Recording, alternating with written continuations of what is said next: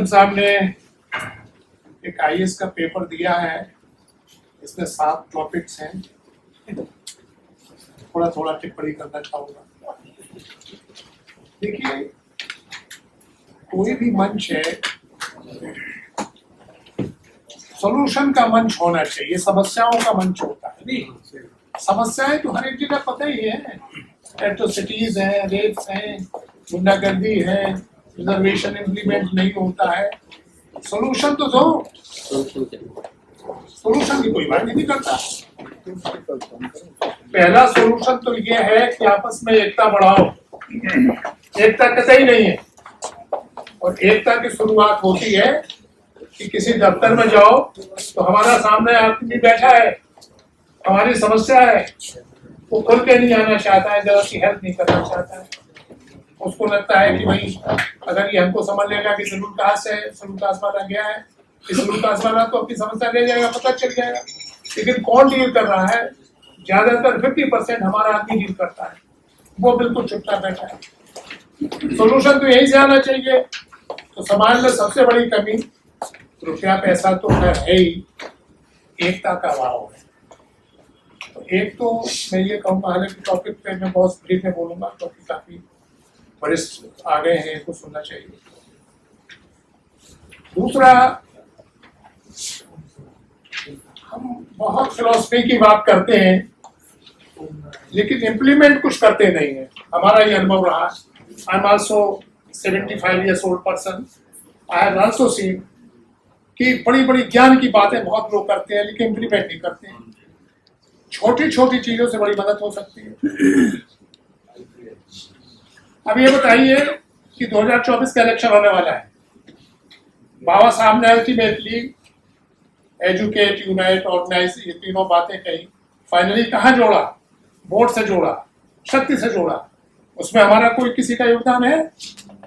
कोई मायावती बटा हुआ है, कोई चंद्रशेखर आजाद बटा हुआ है, कोई फला बटा हुआ, कोई फला बटा हुआ है। हम अपने कॉमन एनिमी को नहीं पहचानते हैं। That is a problem. हम इधर उधर आपस में लड़े चले जा रहे हैं।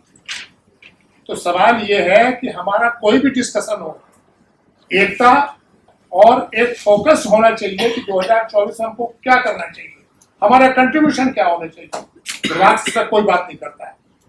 आइडियोलॉजी, इस देश में सबसे बड़ी समस्या है कि आइडियोलॉजी सभी देते हैं। अरे भाई, हम आइडियोलॉजी वाले नहीं है। आइडियोलॉजी तो बाबा साहब दे गए, भगवान बुद्ध दे गए हैं, समता, स्वतंत्र का। तो सबसे पहले ये है कि हम मंदिर में जाएंगे, सबसे पहले हाथ हमारा जेब में जाएगा कि भाई दान पात्र की तरफ देखें, थोड़ा चढ़ौती कर दें। लेकिन ऐसे आयोजनों में क्या गौतम साहब ने ठेका ले रखा है समाज को चेतना करने का? माफ करना, मेरी बातें मैं किसी का वो नहीं करना चाहता हूँ, मैं भी उसमें शामिल हूँ। तो हमें चाहिए कि जहां भी कोई प्रोग्राम हो, एक दान पात्र के रूप में, योगदान के रूप में जो भी बन सके उसमें डालना चाहिए। तभी प्रोग्राम आयोजित होते हैं।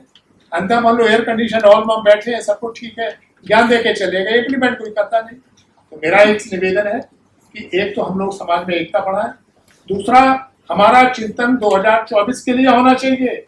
अगर हम 2024 में चूक गए, विश्वास रखिए कि गले में मटकी लटकाने से कोई बचा नहीं सकता है। बाबा साहब की फिलॉसफी नहीं बचा पाएगी। तो मेरा कहना यह है कि हमें ऐसी जगह पर जाना चाहिए। हम भाई, हमारी आस्था मायावती में हो सकती है, लेकिन मायावती का रास्ता अगर हमें अंधेरे कुएं में ले जा रहा है तो हमको बचना पड़ेगा, हमको वहां जाना पड़ेगा। कुछ लोग कांग्रेस की बुराई करते हैं, I am not pro Congress, लेकिन सवाल है कि आपके राजनीतिक दुश्मन से जो लोहा ले सकता है उसके साथ ही जाओगे तो क्या होगा। तो मेरे ख्याल से पूरे लबो-लबाब ये है कि हम ऐसी स्थिति में गुजर रहे हैं कि अगर हम लोगों ने एकता के साथ में, हर एक व्यक्ति जो यहाँ बैठा हुआ है हम लोगों की तरह ज्यादातर गांव देहातों में है, लेकिन जब इलेक्शंस होते हैं कितने लोग जाते हैं, कितने लोग अपने रिश्तेदारों को समझाते हैं कि आपको कहाँ जाना चाहिए। नोबडी स्पीक्स अबाउट, केवल पॉजिटिव से ज्ञान देते रहते हैं। अरे ज्ञान तो बाबा साहब बहुत दे गए भाई, महात्मा फूले दे गए, बड़े बड़े लोग दे गए। सवाल ये है कि आप विवेक से काम लो, लोगों को जोड़ो। हमारे गांव देहात में रहने वालों का वाकई में कोई दोष नहीं है, उनको तो कुछ पता ही नहीं है। वो तो बेचारे जो भी वो कहता है स्थिति परिस्थिति के लिहाज से जिसका साथ देना होगा दे देते हैं। लेकिन जो शिक्षित समाज है, बाबा साहब ने यही तो कहा था कि हमें हमारे शिक्षित समाज ने हमें धोखा दिया है, जो कि यह बात सही आ रही है। हम नौकरी तक सीमित होते हैं। अरे भैया, नौकरियों से कितना उत्थान करोगे? हमारे तो बहुत फील्ड है, हमारा एग्रीकल्चर चला गया, हमारी बिजनेस पे कोई उत्थान नहीं है।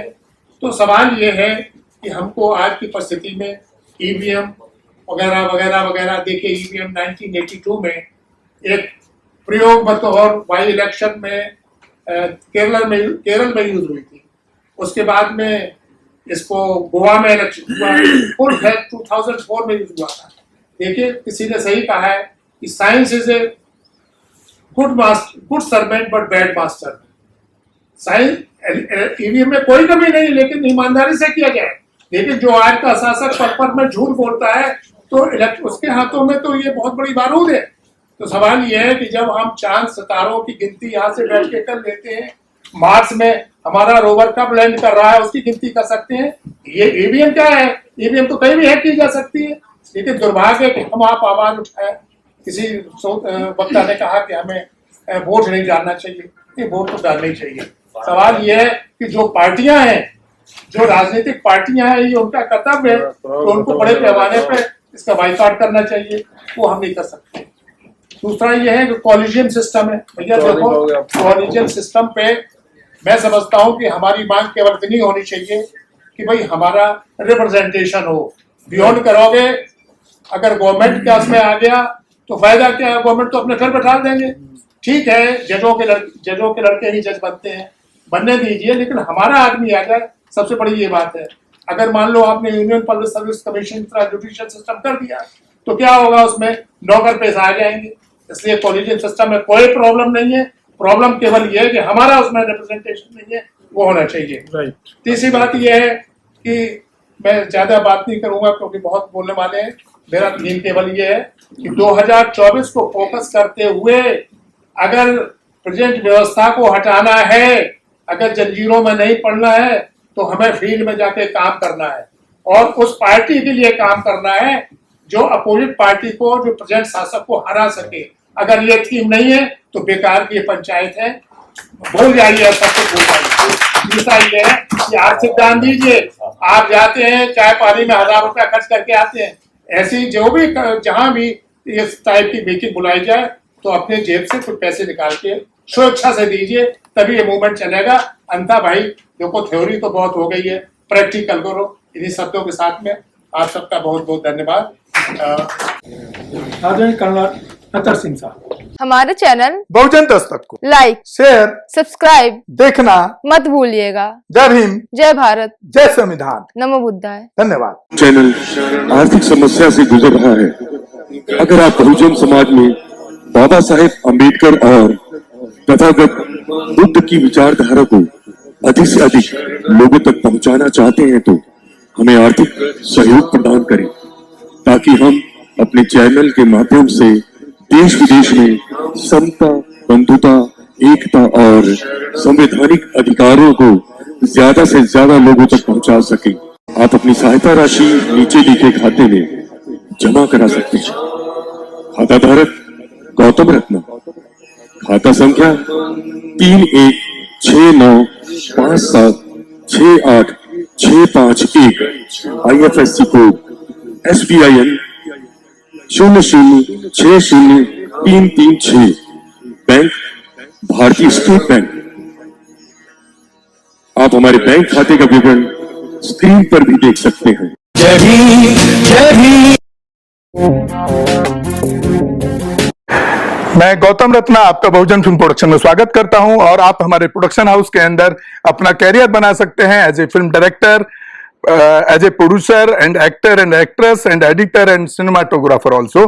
अगर आपको फिल्म से रिलेटेड कुछ भी प्रोजेक्ट आपको बनवाना है तो हमारे पास में पूरा सेटअप है, जिसमें फिल्म कैमरा है, शूटिंग लाइट्स है और एडिटिंग है। सारा A to Z एक ही जगह पर आपको हमारे यहाँ पर मिल जाएगा। तो दोस्तों, आप हमें कांटेक्ट कर सकते हैं हमारे नंबर्स पर 9810085714 और 8510005714। हमारे वेबसाइट पे विजिट कर सकते हैं www.filmserviceindia.com और हमें मेल भी कर सकते हैं gautamfilmsproduction@gmail.com पर। धन्यवाद।